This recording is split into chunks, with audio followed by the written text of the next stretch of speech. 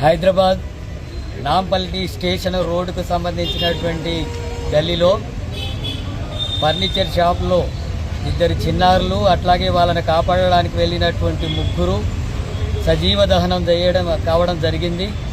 ఈ ఘటనకు ప్రధానంగా షార్ట్ సర్క్యూటే అయినప్పటికీ కూడా కనీసం అక్కడ పనిచేస్తున్నటువంటి వాళ్లకు, వాచ్మెన్లకు కానీ ఇందులో పనిచేస్తున్నటువంటి వాళ్లకు సెల్లార్లో నివాసం ఉండేటట్టుగా చేశారు. అక్కడ ఎలాంటి సౌకర్యాలు కూడా లేవు. కనీసం ఇట్లా అగ్ని ప్రమాదం జరిగితే వాటిని ఆదుకోవడానికి సౌకర్యాలు కూడా లేనటువంటి పరిస్థితి ఉంది. ఆ రకంగా 5గురు మొత్తం ఇక్కడే ప్రాణాలు వదిలినటువంటి దుర్ఘటన ఇక్కడ జరిగింది. ఈ ఘటన పట్ల సిపిఎం పార్టీ తీవ్ర దిగ్భ్రాంతిని వ్యక్తం చేస్తున్నది.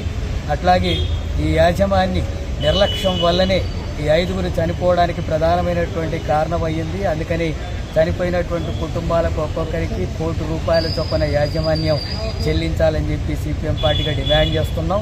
అట్లాగే రాష్ట్ర ప్రభుత్వం కేవలం ₹5 లక్షల ఎక్స్గ్రేషియా ప్రకటించి కంటి తుడుపు చర్యగా ప్రకటిస్తుంది. సరైనది కాదు. ₹25 లక్షల ఇవ్వాలని చెప్పి రాష్ట్ర ప్రభుత్వాన్ని కూడా డిమాండ్ చేస్తున్నాం.